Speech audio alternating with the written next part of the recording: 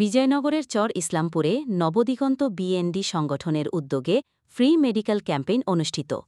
ব্রাহ্মণবাড়িয়া জেলার বিজয়নগর উপজেলার চর ইসলামপুরে নবদিগন্ত বিএনডি সংগঠনের উদ্যোগে শুক্রবার ৫ই সেপ্টেম্বর একদিনব্যাপী ফ্রি মেডিকেল ক্যাম্পেইন অনুষ্ঠিত হয়েছে।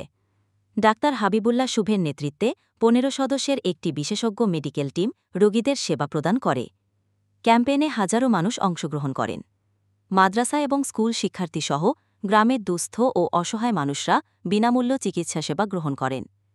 সেবার মধ্যে ছিল বিনামূল্যে স্বাস্থ্যসেবা ও রোগ নির্ণয়, বিনামূল্যে ডায়াবেটিস পরীক্ষা, বিনামূল্যে রক্তের গ্রুপ নির্ণয়।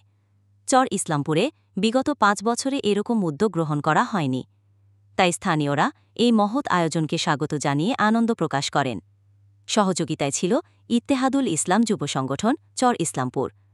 ক্যাম্পেইনে সরাসরি উপস্থিত ছিলেন doctor Habibullah Shubho, nurse Meherika Israt, Niha Bhuiyan, Sharmin Akter, Sohag Gazi, Al Amin Sarkar, Fazle Rabbi, SB Bijoy, M A কাদের তাপস, ফায়াজ রহমান, নাসিম মিয়া, হাফেজ মেহেদি হাসান, হাফেজ তামিম, হাফিম তাজিম প্রমুখ।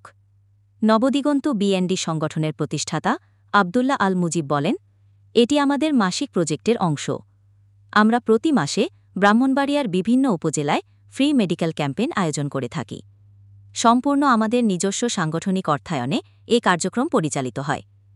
আমরা একটি সুন্দর, সুখী ও সমৃদ্ধ সমাজ এবং আদর্শ ব্রাহ্মণবাড়িয়া গড়ার চেষ্টা চালিয়ে যাচ্ছি।